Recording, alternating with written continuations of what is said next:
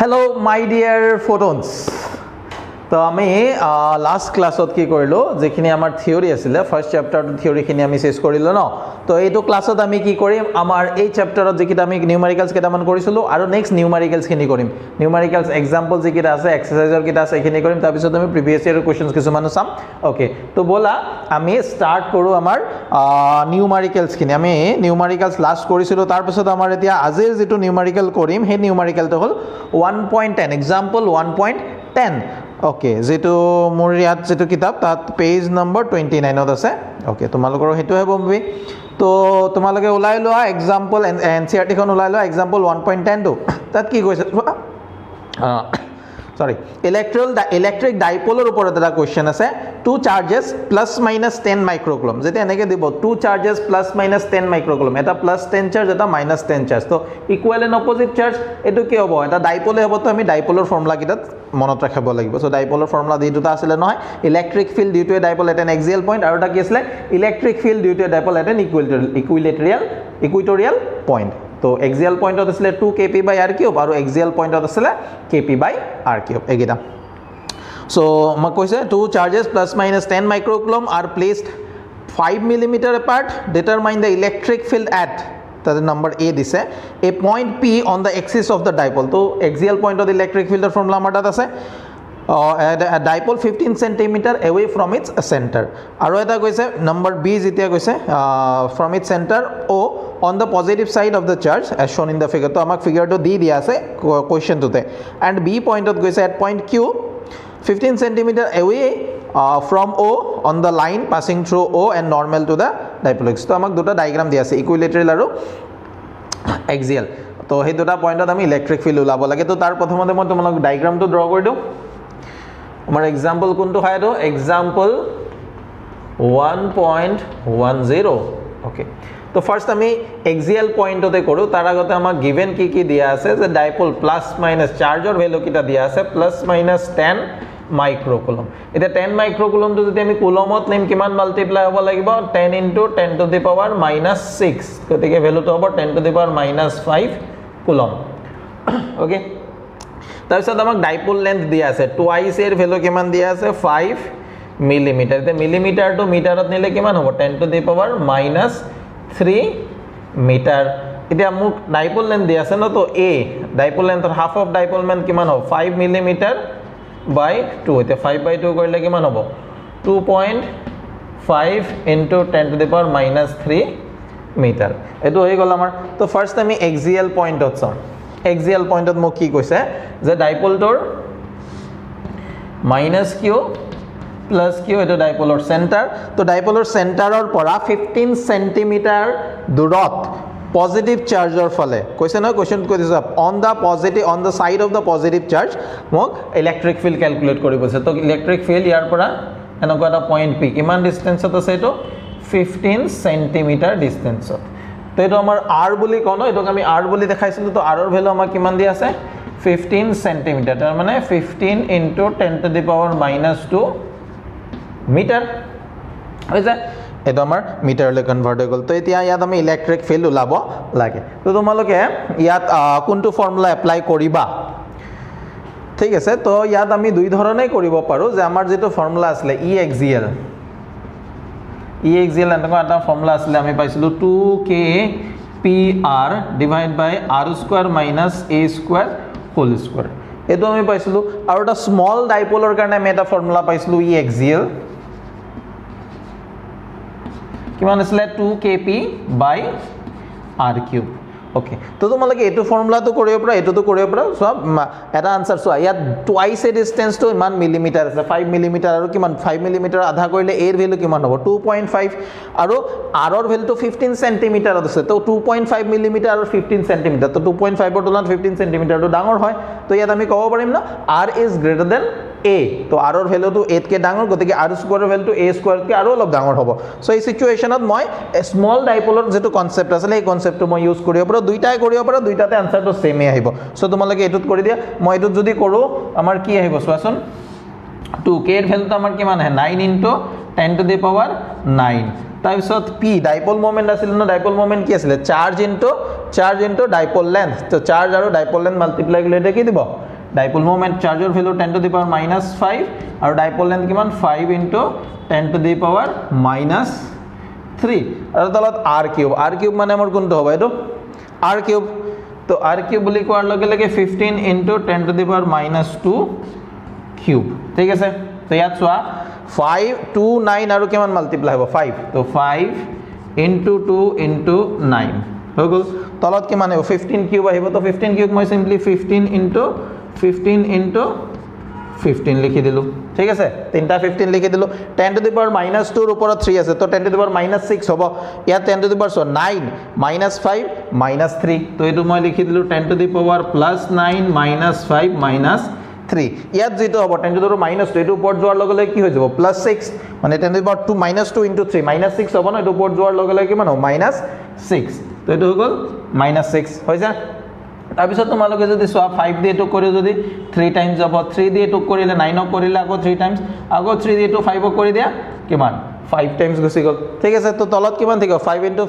5 15 * 5 75 * কিমান হ'ব ওপৰত থাকিব 2 তো মই ইয়াত লিখি দিছো হা ইয়াত যেহেতু তলত জাগা নাই সোৱা এটো লাইনৰ পিছত এইখিনি 2 ডিভাইড বাই ইয়াত কিমান আহিল 75 * এফালে যদি আমি চাও 10 টু দি পাৱাৰ এটো সৰি এটো প্লাস হ'ব দেই তো 5 আৰু 3 8 হৈ গ'ল আৰু এফালে 9 and 6 কিমান হৈ গ'ল 15 তো 15 - 8 কিমান হ'ব 7 হ'ব 10 টু দি পাৱাৰ কিমান হৈ গ'ল 7 এতিয়া এটো তোমালোকে সলভ কৰিব পাৰা আনসাৰ 2 75 এ ডিভাইড কৰি দিবা তোমালোকৰ আনসাৰটো আহি যাব যেহেতু ইলেক্ট্ৰিক ফিল্ড কৈছে ইউনিটটো কি হ'ব নিউটন পাৰ কুলম তো তোমালোকে এটোত আনসাৰটো উলাই দিব পাৰিবা এক্সিয়াল পইণ্টত ঠিক আছে ওকে তাৰপিছত আমাৰ কোৱেশ্চনটোত কি কৈছে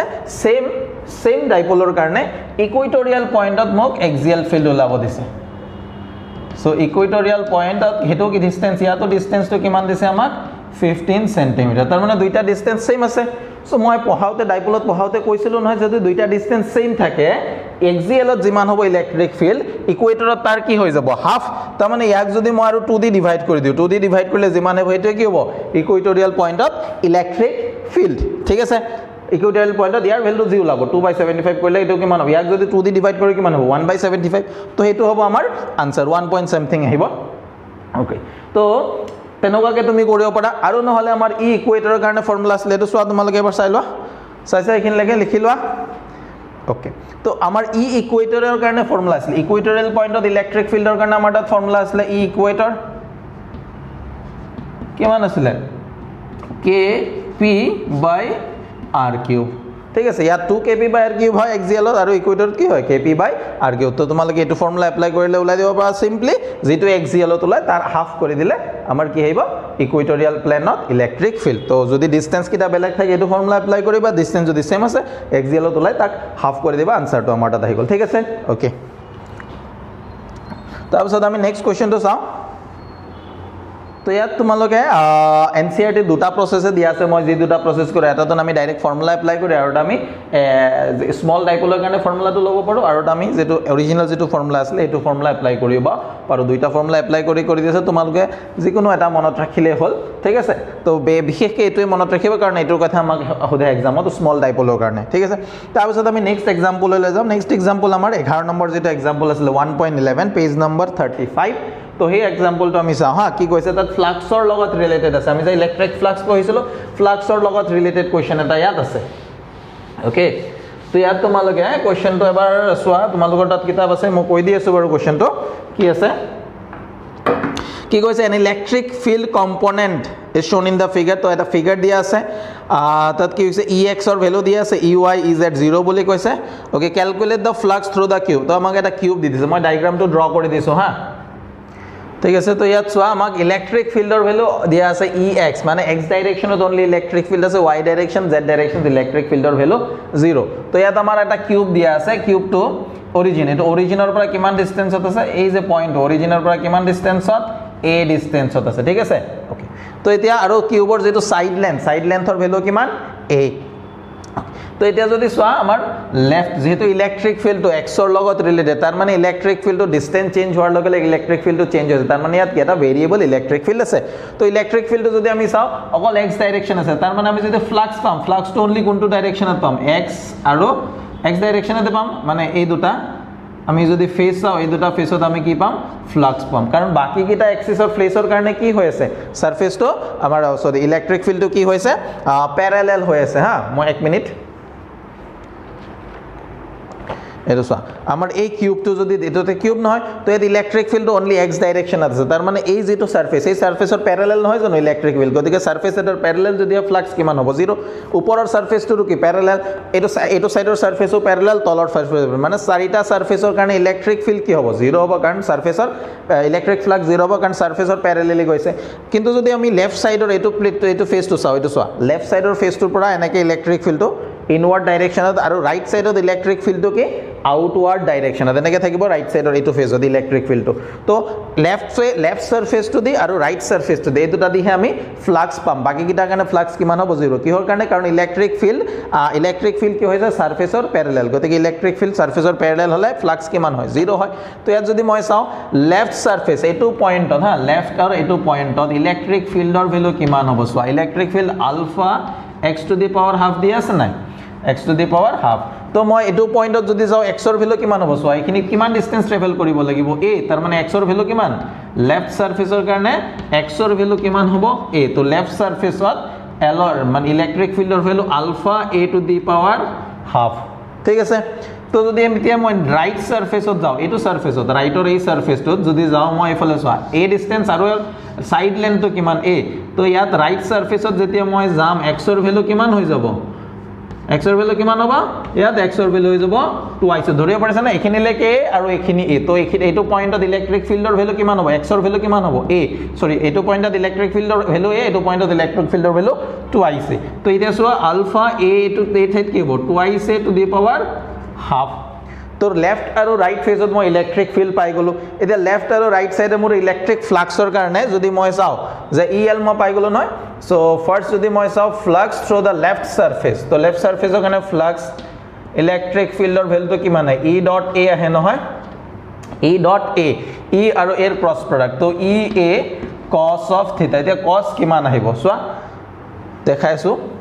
ইয়াত ইলেক্ট্ৰিক ফিল্ডটো ইনওয়াৰ্ড নহয় জানো আৰু মই তোমালোকক ফ্লাক্স পঢ়াতে কৈছিল এৰিয়া ভেক্টৰৰ কথা পঢ়াতে কৈছিল যে এৰিয়া ভেক্টৰ নক ক্লোজ সাৰফেসৰ কাৰণে এৰিয়া ভেক্টৰটো সদায় কি হ'ব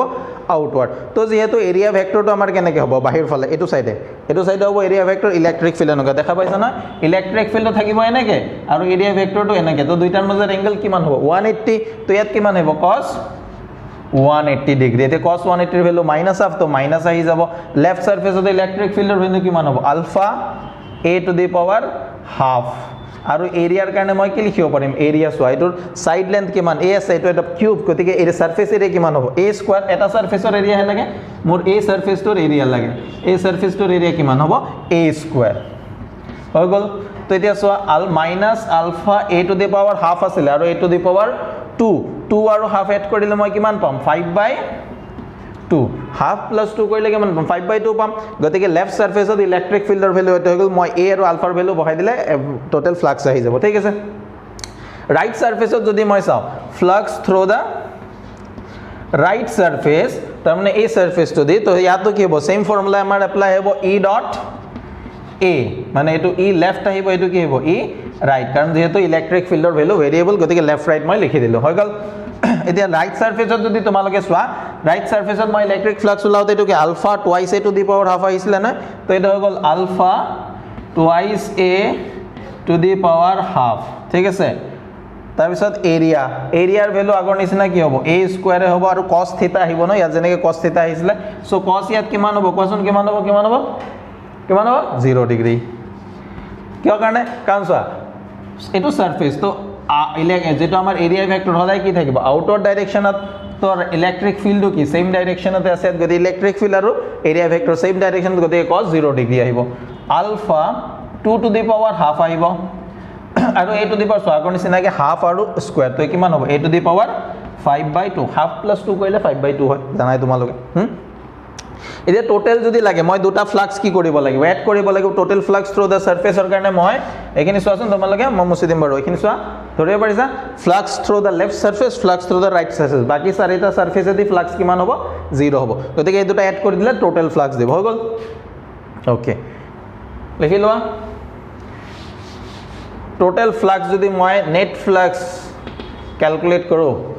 ইলেক্ট্ৰিক ফ্লাক্স তো total flux through the right surface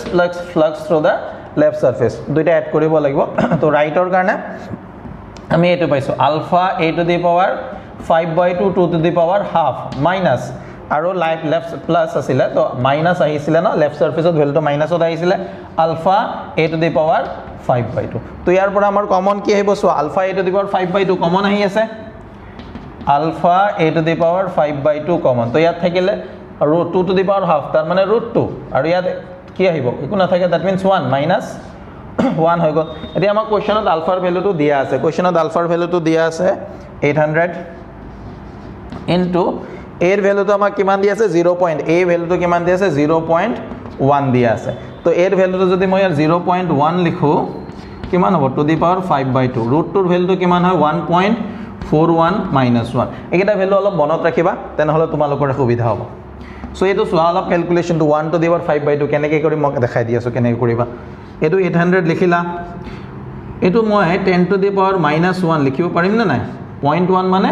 10 to the power -1 to the power 5/2 এটো 1.41 ৰ পৰা মই মাইনাস কৰিলে কিমান হ'ব 0.41 ঠিক আছে তো এটো সোয়া 800 ইনটু ইয়াত মই ক্যালকুলেশনটো তোমালোকক ইয়াত দেখাই দিও হা সবা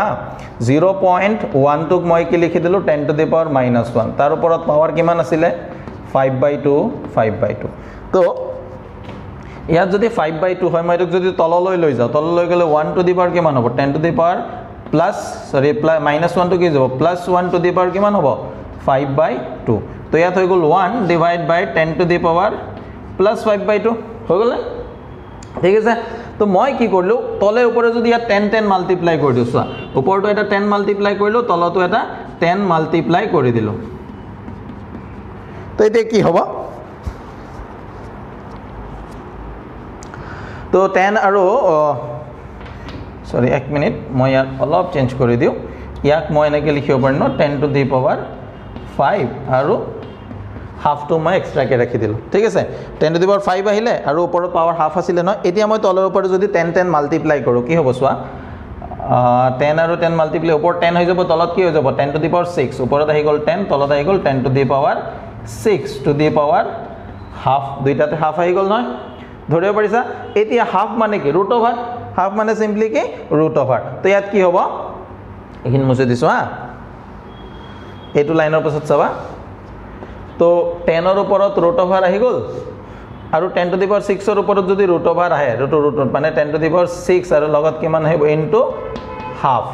এটা ইনটু হাফ কৰাৰ লগে লগে কিমান হ'ব 10 টু দি পাৱাৰ 3 হৈ যাব 10 টু দি পাৱাৰ 3 ওপৰত গলে 10 টু দি পাৱাৰ -3 তাৰ মানে √10 into 10 to the power -3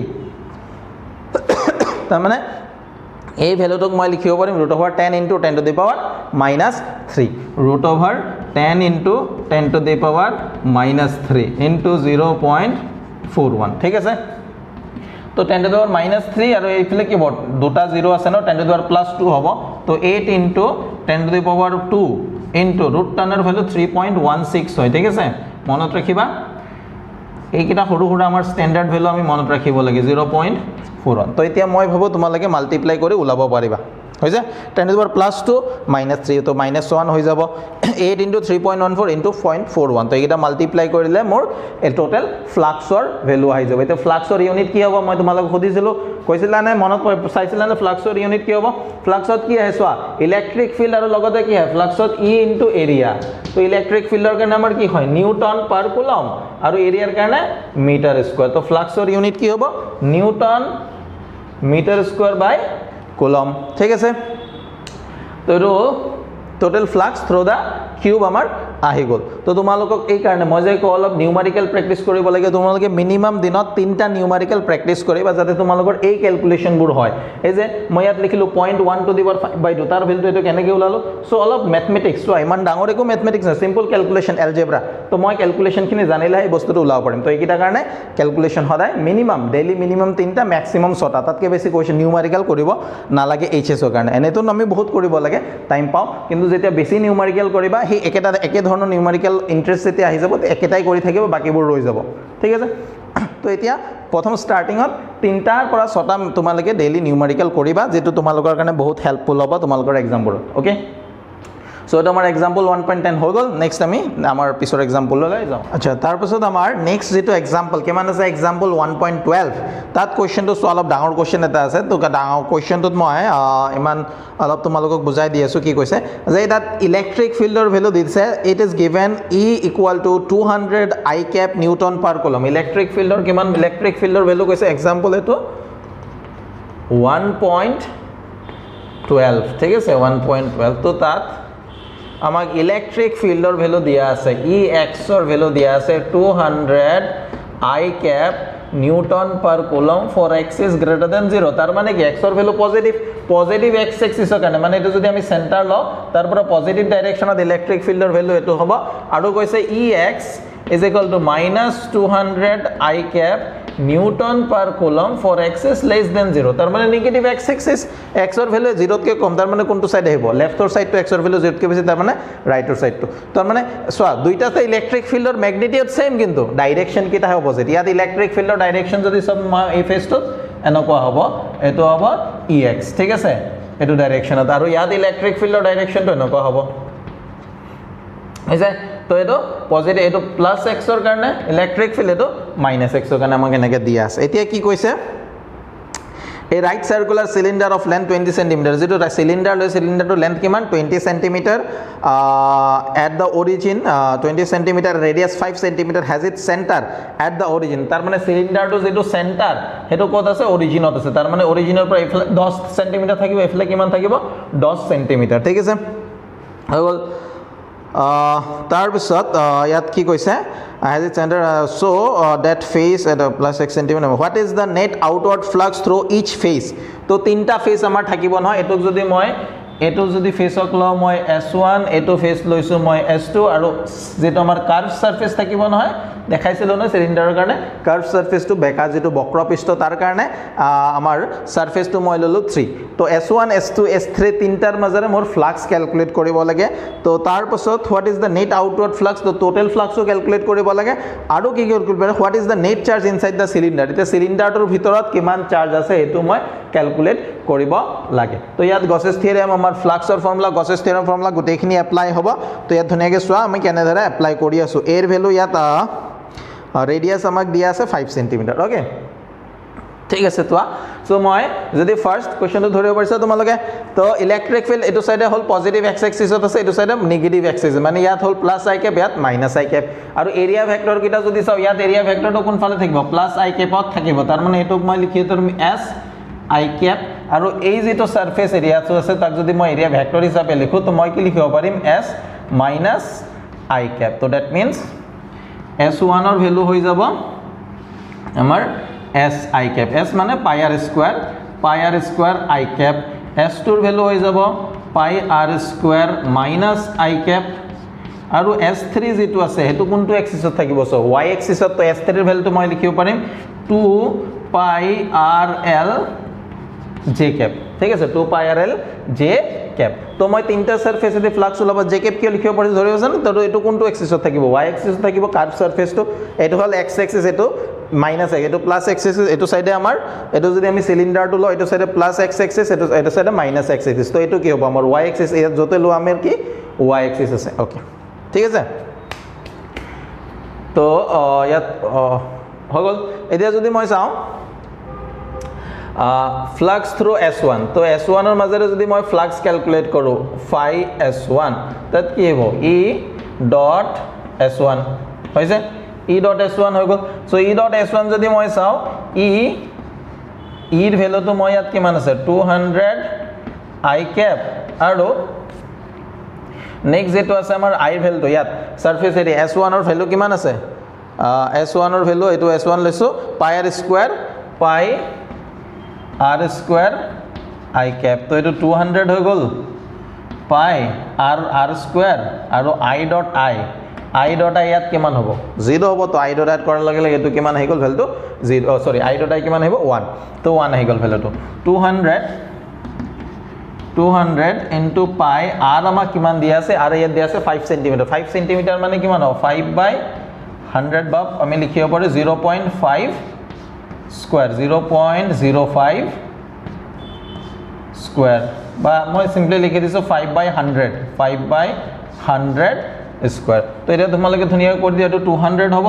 into পাই ইনটু এটো কিমান হল 25 5 এর স্কয়ার 25 আৰু এটো কিমান হ'ব 100 ইনটু 100 তো দুটা জিৰো ইয়াত ক্যান্সেল যাব হৈ গল হেৰি আমাৰ কি হল 25 ক 25 দি 100 কৰিলে কিমান হ'ব 4 আৰু এটো 2 এটা থাকিব নহয় 2 দিয়া কৰিলে 2 তো এটো কিমান আহি গল পাই বাই 2 তাৰ মানে S1 সারফেস যদি টোটাল ফ্লাক্স কিমান হ'ব পাই বাই 2 মানে পাই ভ্যালু 3.14 ডিভাইডেড বাই 2 ফ্লাক্স থ্ৰু S1 ঠিক আছে এখানে লেগে কৰিলা চোৱা ঠিক আছে আমি S1 এ ফ্লাক্স ক্যালকুলেট কৰিলো ফ্লাক্স থ্ৰু S1 ঠিক আছে নেক্সট আমি ফ্লাক্স থ্ৰু কি ক্যালকুলেট কৰিম S2 চোৱা ভালকে চাই লও এতিয়া next situation to flux through second surface ঠিক আছে এনেকা এইটো সাইডে যেটো ফ্ল্যাট সারফেস তো আছে এটো সারফেস ঠিক আছে এটো সারফেস এটো দি আমি ক্যালকুলেট কৰিলে নহয় এটো দি আমাৰ কিমান আহিছিলে পাই বাই তো এটা সেকেন্ড সাৰফেস তো যদি ক্যালকুলেট কৰো সেকেন্ড সাৰফেস তো এৰিয়া ভেক্টৰ তো কোন ফালে আছে মাইনাস নেগেটিভ x এক্সিসত আৰ নেগেটিভ x এক্সিস আৰু ইলেক্ট্ৰিক ফিল্ডো নেগেটিভ x এক্সিস তো সেকেন্ড সাৰফেস তো কাৰণে যদি মই ফ্লাক্স ক্যালকুলেট কৰো তাতো কিমান আহিব e মাইনাস x এক্সিসত যেটো হয় ইনটু ডট s2 ভেক্টৰ ইয়াত যদি সব মাইনাস 200 কি দিয়া আছে i cap আৰু এৰিয়া ভেক্টৰ তো ইয়াতে আমাৰ কিমান হ'ব পাই r স্কয়াৰ ইনটু কিমান হ'ব মাইনাস i cap ইয়াতো আমাৰ কি আছে মাইনাস i cap তো i minus A minus plus হ'ব i ডট i কিমান হ'ব তো এগেইন আমাৰ কিমান হ'ব 200 ইনটু পাই r স্কয়াৰ তো আগৰ নিচিনা সেমে মাক কৰি দিছো 200 ইনটু পাই এৰ ভ্যালু মই পাই ৰাখিলো r স্কয়াৰ কৰিলে 5/100 মিটাৰত নিব লাগিব না 5/100 কি লিখছো 5 সেমি মিটাৰত কিমান হ'ব 5/100 স্কয়াৰ তো এটো আমাৰ হৈ গল 200 ইনটু পাই ইনটু 25/100 ইনটু 100 তো 0 ইয়াত 0 ক্যান্সেল গল 25 দি 100 কৰিলে 4 বাৰ 2 দিয়া কৰিলে 2 বাৰ তো এগেইন কিমান আহিলে পাই বাই 2 ঠিক আছে এতিয়া যদি মই কার্ভ সারফেস তো তো তোমালোকে এটো কার্ভ সারফেস বুলি যদি ধৰি লোৱা এটো সাইডে দি মই ফ্লাক্স পাইছো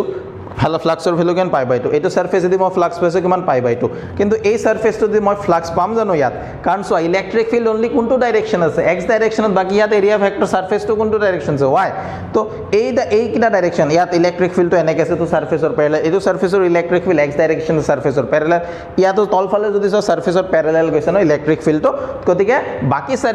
কাৰ্ভ সাৰফেস তো দি ইলেক্ট্ৰিক ফ্লাক্সৰ ভ্যালু কিমান হ'ব 0 হ'ব সাৰফেসৰ প্যাৰালাল কিন্তু ইলেক্ট্ৰিক ফিল্ড এনেকে আছে ন তো এৰিয়া ভেক্টৰৰ কি হ'ব এৰিয়া ভেক্টৰৰ পাৰপেন্ডিকুলাৰ সাৰফেস টুৰ প্যাৰালাল কিন্তু এৰিয়া ভেক্টৰৰ পাৰপেন্ডিকুলাৰ আৰু এৰিয়া ভেক্টৰ পাৰপেন্ডিকুলাৰ আহাৰ লাগা লাগে cos কিমান আহিব ইয়াত 90 ডিগ্ৰী cos 90 আহিব cos 90 এৰ ভ্যালু কিমান হয় 0 হয় তো ইয়াৰ curved surface to the flux কিমান হ'ব 0 বক্ৰপৃষ্ঠ দি মুঠ ফ্লাক্স কিমান হ'ব 0 হ'ব খালি আমি এই দুটা flat surface flat circular surface যেটা আছে নহয় যে গোলাকার যেটো পৃষ্ঠ দুটা আছে সেই দুটাৰ মাজেৰে ফ্লাক্স পাম দুইটাৰ ভ্যালু কিমান পাই বাই 2 যদি third surface to the flux লাগে তো তাত কিমান হ'ব 0 হ'ব এটা টোটাল ফ্লাক্স যদি আমাক লাগে নেক্সট আমাক টোটাল ফ্লাক্স ওলাব যে টোটাল ফ্লাক্স লাগিলে গোটে কিটা কি হ'ব এড হৈ যাব তো total flux is equal to flux through S1 plus flux through S2 plus flux through S3 এতি ইয়াৰ ভ্যালু phi1 ৰ ভ্যালু পাই বাই 2 ইয়াৰ ভ্যালু পাই বাই 2 আৰু থার্ড সারফেস যদি ফ্লাক্স 0 পাই বাই 2 প্লাস পাই বাই 2 কিমান হ'ব পাই তার মানে 3.14 newton metre square per coulomb 3.14 newton metre square per coulomb তার মানে সিলিন্ডারটো যদি টোটাল ফ্লাক্সৰ ভ্যালু কিমান হ'ব 3.14 নিউটন মিটাৰ স্কয়াৰ পাৰ কুলম ঠিক আছে তাৰ লগতে আমাক নেক্সট আৰু এটা কোশ্চেন ইয়াত কি দিছে যে find the total charge enclosed by the surface or inside the cylinder তে সিলিন্ডাৰটোৰ ভিতৰত টোটাল চাৰ্জ কিমান আছে তাৰ কাৰণে আমি কি এপ্লাই কৰিম গসেস থিওৰেমত কি কৈছিলে phi equal to charge enclosed by the surface divided by epsilon total flux through the surface will be equal to charge enclosed by the surface divided by epsilon naught গতিকে আমাক charge ওলাব দিছে so q equal to epsilon naught into phi আৰু epsilon naught ৰ value আমি পাইছিলো 8.85 into 10 to the power minus 12 into ফ্লাক্সৰ value আমি ইয়াত ওলাইছিলো নহয় 3.14 গতিকে এটা মাল্টিপ্লাই কৰি পেলা আনসাৰটো আহি যাব এতিয়া তোমালোকে সোৱা আনসাৰটো কি আহিব ইউনিট কি হ'ব সোৱা চার্জ দিছে না তো ইউনিট কি হ'ব কুলম সো ইয়া আমাৰ কুলম হ'ব যি হয় আৰু ভ্যালুটো মাল্টিপ্লাই কৰাৰ পিছত ধুনিয়াকে ওলাই দিবা হৈ গল তো আমাৰ এটো কোৱেশ্চন হৈ গল তো এতিয়া লাষ্ট এক্সাম্পল এটা বাকি আছে 1.13 যেটো এক্সাম্পল 1.13 এক্সাম্পলটো চাবা অলপ কনসেপচুয়াল হয় ঠিক আছে এটো মছি দিছো মই চাই লোৱা এবাৰ মই মছি দিছো 12 টো ওকে ওকে তো তাৰ পাছত আমাৰ নেক্সট কোৱেশ্চনটো কি কৈছে এন আৰ্লি এক্সাম্পল 1.13 ঠিক আছে an early model for an atom considered to have a positively charged point nucleus of charge ZE তাৰমানে আমাৰ আৰ্লি মডেল অফ এটম যেটো আছিল তাৰমানে চেণ্টাৰত আমাৰ কি থাকিব নিউক্লিয়াছ থাকিব য'ত কিমান চাৰ্জ আছে ZE বুলি আছে আৰু তাৰ সাৰাউণ্ডিংছত এনেকুৱাকৈ আমাৰ কি আছে ইলেক্ট্ৰনছবোৰ মুভ কৰি আছে ইলেক্ট্ৰনছবোৰ ইউনিফৰ্মলি কি কৈছে ইয়াত ডিস্ট্ৰিবিউট হৈ আছে নেগেটিভ চাৰ্জ আৰু চেণ্টাৰত আমাৰ পজিটিভ চাৰ্জ আছে হৈ গ'ল surrounded by uniform density of negative charge up to radius r তাৰ মানে ইয়াৰ টোটাল ৰেডিয়াস একদম চেণ্টাৰৰ পৰা ৰেডিয়াসটো কিমান বুলি কৈছে আমাক ইয়াত ক্যাপিটাল r বুলি কৈছে তাৰ পিছত কৈছে for this model what is the electric field at a distance r from the nucleus এটা small r কিমান ডিসটেন্সত small r ডিসটেন্সত ইলেক্ট্ৰিক ফিল্ড ক্যালকুলেট কৰে এতিয়া চেণ্টাৰৰ পৰা small r টো মই ইয়াতো ল'ব পাৰো আৰু কেতিয়াবা চেণ্টাৰৰ পৰা small r টো মই এখিনি পয়েন্টত লব পৰে এটা ইনসাইড দা এটম আৰু এটা কি আউটসাইড দা এটম ঠিক আছে সো ইনসাইড দা এটম ইয়াত যদি মই ল এই সিচুৱেচনত ইনসাইড দা এটমত r is less than equal to মই ফাৰ্স্ট এটোৱে ক্যালকুলেট কৰো যে inside the atom that means r is less than equal to capital R এই যেটো স্মল r ৰ ভ্যালুটো ক্যাপিটাল r ত কি কম ঠিক আছে তো আমি পঢ়িছিলো নহয় electric field due to uniformly charge sphere তো তাৰ কাৰণে মই ফৰ্মুলা কি পাইছিলো ইলেক্ট্ৰিক ফিল্ডৰ ফৰ্মুলা আমি উলাইছিলো নহয় 1/4 pi epsilon naught q by r square electric field due to uniformly charged spherical shell hetu spherical shell ase etu eta solid sphere nisina thik ase tormuz etar nisina মাজত আমাৰ নিউক্লিয়াছত আছে গুটে positive charge আৰু তাৰ বাহিৰত গুটে খিনিত কি আছে আমাৰ ইলেক্ট্ৰনছবোৰ ইউনিফৰ্মলি ডিস্ট্ৰিবিউট হৈ আছে ঠিক আছে ওকে তো এই বস্তুটোত আমি ওলাব লাগে ফাৰ্স্ট আমি এটো লৈ লৈছো যে is r is equal to মানে small r is less than to লইছো less than equal to r তার মানে এই ডিসটেন্সত আমি ইলেক্ট্রিক ফিল্ড উলাম তার মানে আমার সার্কেলটো এটা স্ফিয়ারটো এনেকা হ'ব এটা মই উলাব লাগিব এইখিনি জায়গাত কিমান চার্জ আছে এইখিনি জায়গাত পজিটিভ চার্জ কিমান থাকিব ZE আৰু নেগেটিভ চার্জ কিন্তু ZE না থাকে মই যে হল গুটে এটমটো যদি চাও হা ফৰ the whole atom গুটে এটমটোৰ কাৰণে টোটাল পজিটিভ চার্জ কিমান আছে সোয়া plus z into e positive charge কিমান আছে প্লাস z আৰু নেগেটিভ চাৰ্জ কিমান আছে বলি তোমালোকে ভাবা সোয়া কোৱেশ্চনটো আমাক কি বুলি কৈছে z হল ইয়াৰ এটমিক নম্বৰ ঠিক আছে পাৰমাণৱিক সংখ্যা কোৱেশ্চনটো কৈছে যেটো এটম আছে এটমটো ইলেক্ট্ৰিক্যালি নিউট্ৰাল যদিকে নিউট্ৰাল যদি হয় যিমান পজিটিভ চাৰ্জ থাকিব হিমানে কি থাকিব নেগেটিভ তাৰ মানে টোটাল নেগেটিভ চাৰ্জও কিমান আছে z তো গুটে এটমটো যদি লাও গুটে এটমটোৰ কাৰণে টোটাল চাৰ্জ কিমান হ'ব 0 হ'ব নাই কাৰণ পজিটিভ যিমান আছে নেগেটিভ হৈ আছে গুটে এটমটোৰ কাৰণে টোটাল চাৰ্জ 0 কিন্তু যদি মই চাও এইখিনি ৰেডিয়াসৰ কাৰণে তাৰ মানে ফৰ দিস এটো মই লিখি দিলো ঠিক আছে মই তো বুজি পাইছা গুটে এটমটোৰ কাৰণে টোটাল যিমান পজিটিভ আছে টোটাল নেগেটিভ চাৰ্জও হিমান আছে ওকে তো মই যদি ফাৰ্স্ট এইটোৱে পইণ্টে ক্যালকুলেট কৰো হা এইটো for r is greater than capital R তাৰ মানে এই যেটো ডিসটেন্স লৈছো যেটো পয়েন্টত মই ইলেক্ট্ৰিক ফিল্ড উলাম তাৰ ডিসটেন্সটো চেণ্টাৰৰ পৰা যদি ৰেডিয়াসতকে ডাঙৰ হয় তাৰ মানে আমাৰ পয়েন্টটো কইত থাকিব আউটসাইড দা স্ফিয়াৰ হ'ব এটা আউটসাইড দা স্ফিয়াৰ হোৱাৰ লগে লগে কি হ'ব সোয়া ইয়াৰ বাহিৰত যদি মই নকাকে এটা গসিয়ান সাৰফেস কনসিডাৰ কৰো তো ইয়াৰ ভিতৰত থকা টোটাল চাৰ্জ কিমান আছে আমি টোটাল চাৰ্জৰ ভ্যালু ইয়াত কিমান আছে সোয়া টোটাল চাৰ্জ 0 আছে নাই ইয়াৰ ভিতৰৰ টোটাল চাৰ্জ কিমান 0 টোটাল চাৰ্জ যদি 0 হয় গতিকে ফ্লাক্স কিমান হ'ব সো টোটাল চার্জ কেনেকৈ আহিব সো যিমান পজিটিভ নেগেটিভ টোটাল চাৰ্জৰ কাৰণে দুইটা যোগ কৰিব লাগিব না তো পজিটিভ আছে প্লাস ZE আৰু সেম এমাউন্টত কি আছে নেগেটিভ আছে বাই এপসাইলন তাৰ মানে টোটাল চার্জ কিমান হ'ব 0 টোটাল চার্জ যদি 0 হয় টোটাল ফ্লাক্সও কিমান হ'ব 0 গতিকে তো সাৰফেসটোৰ মাজত যেহেতু ফ্লাক্স নাই গতিকে ইলেক্ট্ৰিক ফিল্ড কিমান হ'ব 0 কাৰণ আমি জানো না flux is equal to E dot S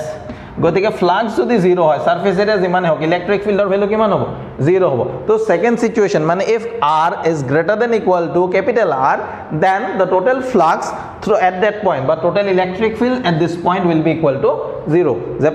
আমাৰ যেটো পৰমাণুৰ বাহিৰৰ কোনো এটা বিন্দু total electric fieldৰ ভ্যালু কিমান হ'ব বিদ্যুৎ ক্ষেত্ৰৰ মান হ'ব 0 কিন্তু যদি আমি ভিতৰৰ কোনোবা এটা বিন্দু লও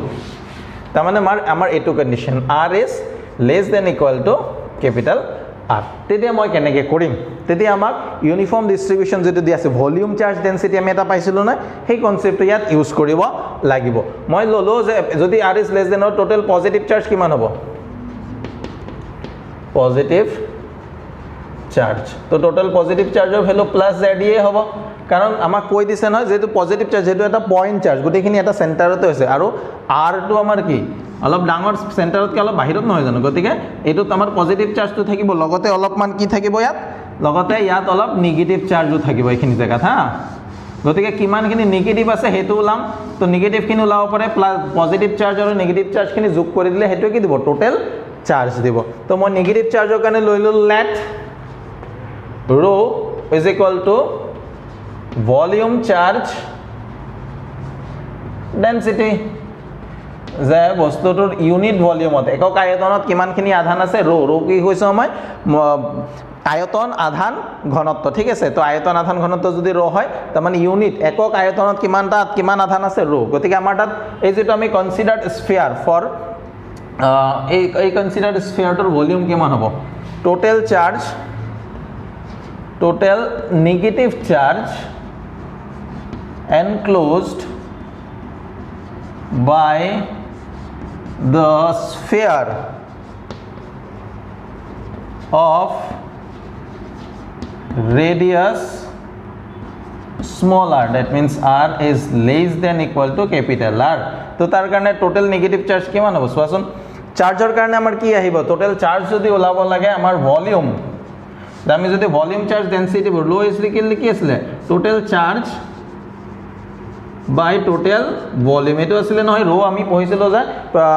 volume charge density is equal total charge by volume তো চার্জ ইজ ইকুয়াল টু যদি আমি ওলাব লাগে চার্জ ওলাব লাগিলে কি হ'ব volume into density volume into density গতিকে সো আমি কি লৈছো for total negative charge enclosed by the sphere of radius R where R is less than equal to capital তো ইয়াত স্ফিয়াৰটোৰ ভলিউম কিমান হ'ব সো আমি জানো স্ফিয়াৰৰ ভলিউম 4/3 পাই r কিউব ইনটু কিমান হৈ গল rho তো এটো আমাৰ হৈ গল total charge total negative charge তো পজিটিভ চাৰ্জৰ ভ্যালু আমাৰ কিমান আছে ভিতৰত পজিটিভ চাৰ্জ ইমান আছে আৰু নেগেটিভ চাৰ্জ ইমান আছে ওকে তো এতিয়া মোৰ টোটাল চাৰ্জ যদি লাগে টোটাল চাৰ্জ মই ক্যালকুলেট কৰিব লাগিব হৈছে তে rhoৰ ভ্যালুটো ইয়াত কিমান হ'ব rho ভ্যালুটো কিমান হ'ব rho ভ্যালুটো যদি আমি চাও rho আমাক কি বুলি কৈছে নেগেটিভ চাৰ্জৰ ডেন্সিটি বুলি কৈছে সো rho কাৰণে নেগেটিভ চাৰ্জ আমাৰ ইয়াত কিমান আছে এটমটো যদি চাও এটমটোৰ নেগেটিভ চাৰ্জ কিমান আছে সোৱাচোন এটমটোত যিমান positive same amount of negative charge থাকিব নহয় সো টোটাল নেগেটিভ চার্জ ইয়াত আছে প্লাস মাইনাস মানে ZE মই প্লাস মাইনাস বাদিল টোটাল নেগেটিভ চার্জ কিমান আছে ZE আৰু টোটাল ভলিউম কিমান 4/3 পাই capital R cube কিমানখিনি ভলিউম আছে সোৱা ইয়াৰ পৰা স্টাৰ্ট কৰি এখিনি তো ভলিউম আমি ৰেডিয়াস কিমান লম R বুলি লম না চার্জ ইজ ইকুয়াল টু কি আছিল sorry volume charge density total charge by total volume আছিল না তো টোটাল নেগেটিভ চার্জ কিমান আছে ZE আৰু total positive charge sorry total volume কিমান 4/3 পাই capital R cube গতিকে মই 3 টো যদি ওপৰলৈ লৈ যাও ইয়াত কি হ'ল 3 ZE by 4 পাই R cube তাৰ মানে rho ভ্যালুটো মই এটো লিখিব পাৰিম না rho ভ্যালুটো মই কি লিখিব পাৰিম rho ভ্যালুটো মই এটো ইয়াত লিখি দিব পাৰিম তো এতিয়া সোৱা এটো হল ইউনিট ভলিউমত যে একক আয়তনত ইমানখিনি আধান আছে তে আমাক কিমান আয়তনত লাগে ইমানটো ভলিউমত কিমান চার্জ আছে তো volume into charge density volume আমাৰ আহিল 4/3 পাই r কিউব আৰু rho ভ্যালুটো আমি পাইছো 3 into ZE divided by 4 পাই capital R কিউব তো ইয়াত সব তোমালকে 4/3 3 ক্যান্সেল যাব পাই আৰু পাই ক্যান্সেল যাব তো আমাৰ হৈ গল কি ইয়াত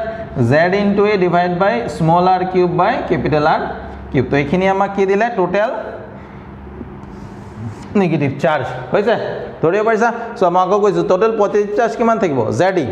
এটা টোটাল নেগেটিভ চাৰ্জ আমাৰ কি আছে যেটো আমি ৰেডিয়াস লৈছো r is less than equal to তাৰ ভিতৰ টোটাল নেগেটিভ চাৰ্জ আমাৰ ক্যালকুলেট কৰিব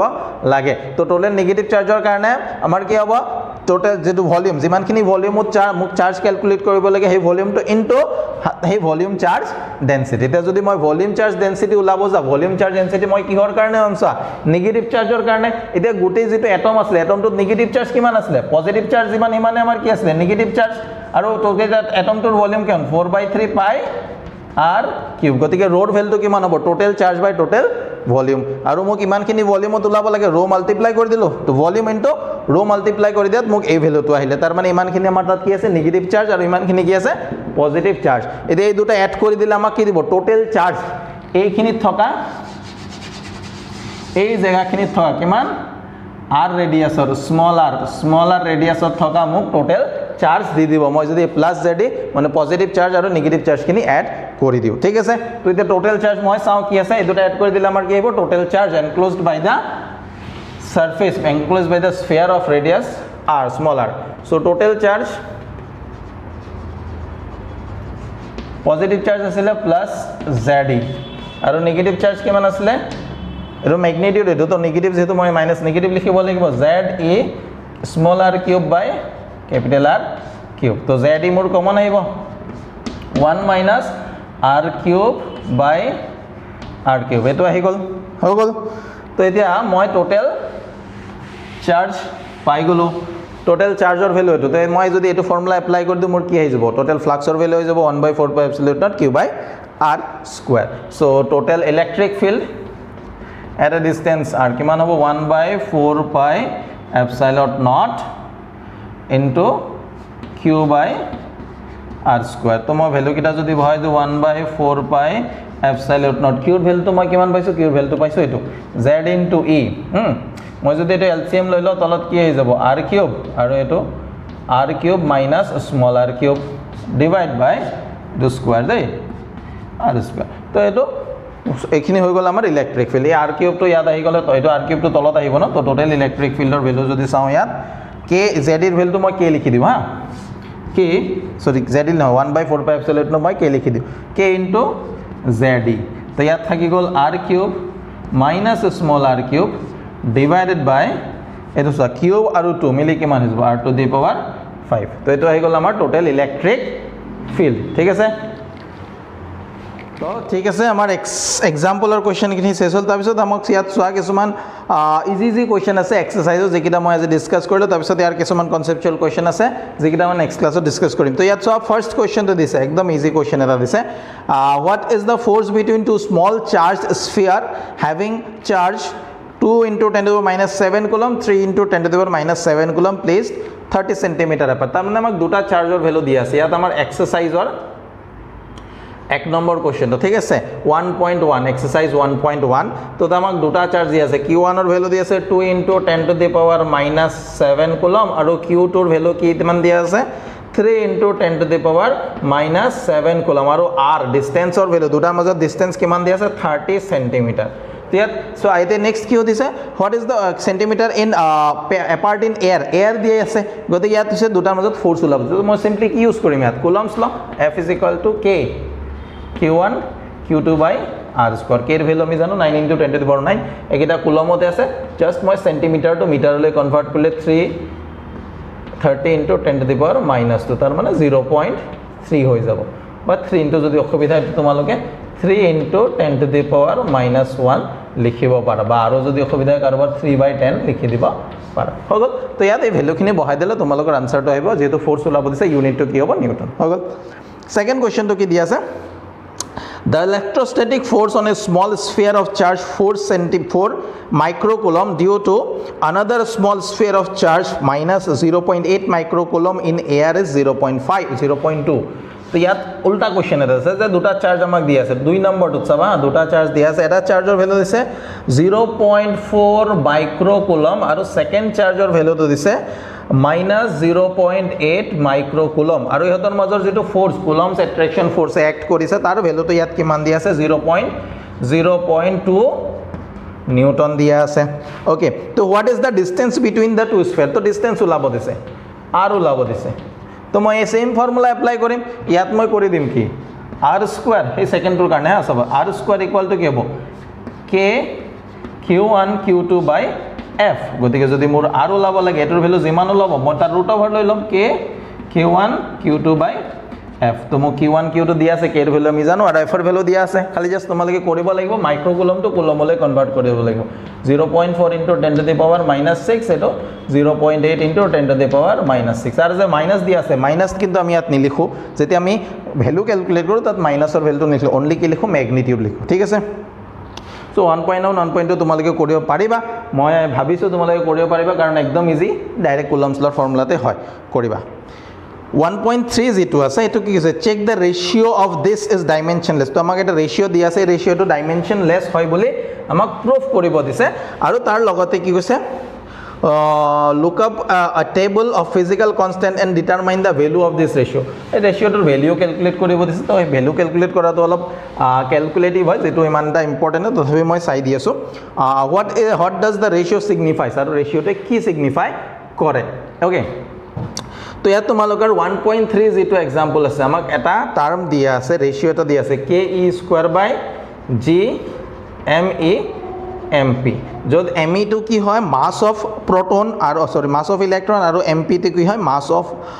প্রোটন ঠিক আছে তো ইয়াত সোয়া মই যদি এটা প্রোটন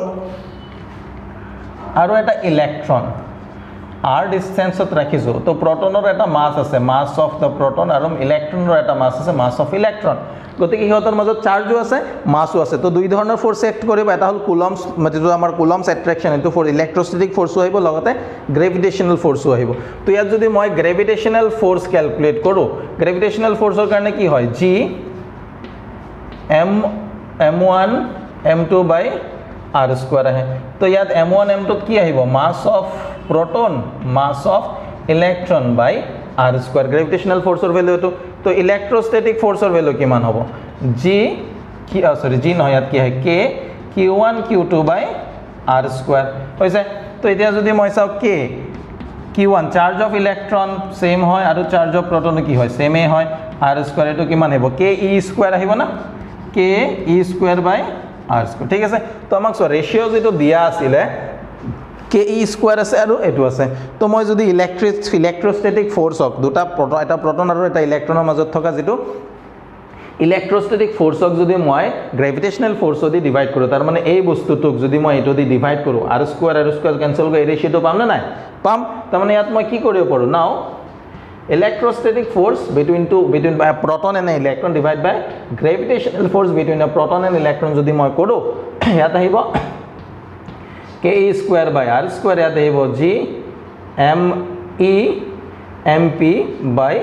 r স্কয়ার তো r স্কয়ার ক্যান্সেল গৈ এটো হৈ যাব k e square divide by g mass of electron mass of proton হৈছে এতি ইয়াৰ ডাইমেনশন ওলাব দিছে না আমাৰ কোৱেশ্চনটো খুদিছে যে এটো ডাইমেনশনলেস হয় বুলি আমি চেক কৰিব দিছে তো ইফালে যদি চাও আমি চাও ফোৰ্স বাই ফোৰ্স আৰু ফোৰ্স দুইটা সিমিলাৰ টাৰ্মৰ ৰেচিঅ' হদাই কি হয় ডাইমেনশনলেস হয় তো ফোৰ্স বাই ফোৰ্স এটা কি হ'ব it is a ratio' of তো মই ক'ব পাৰিম it is the ratio' of electrostatic force between a proton and an electron to the gravitational force between a proton and an electron তাৰ মানে এটো কি হয় এটা অনুপাত কিহৰ অনুপাত এটা ইলেক্ট্ৰন আৰু এটা প্ৰটনৰ মাজত থকা স্থিতি বৈদ্যুতিক বল আৰু এটা ইলেক্ট্ৰন আৰু প্ৰটনৰ মাজত থকা মহাকৰ্ষণিক বলৰ অনুপাতে আমাক ইয়াত দিয়া আছে এতিয়া ইয়াৰ ভ্যালুটো যদি আমি ক্যালকুলেট কৰিব লাগে আমি সিম্পলি ইয়াৰ ভ্যালুখিনি পুট কৰি দিম যিখিনি আমাৰ তাত জানো নন ভ্যালু আছে এইখিনি বহাই পুট কৰি দিলে আমাৰ আনসাৰটো আহি যাব ঠিক আছে তো গুটেকিটা ভ্যালু তোমালোকে জানাই তো ইয়াৰ এক্সাক্ট আনসাৰটো মোৰ মনত নাই বাট এটো 10 to the power 36 আহে something into 10 to the power 36 তো এটো কি বুজাব সোয়া ইলেক্ট্রিক ফোর্স হক মই গ্ৰেভিটেশনাল ফোৰ্স দি ডিভাইড কৰো তাৰ মানে ইলেক্ট্ৰিক আমি জানো না ইলেক্ট্ৰোস্ট্যাটিক ফোৰ্স গ্ৰেভিটেশনাল ফোৰ্স তো কি উইকেস্ট ফোৰ্স আৰু তাৰ তাতকে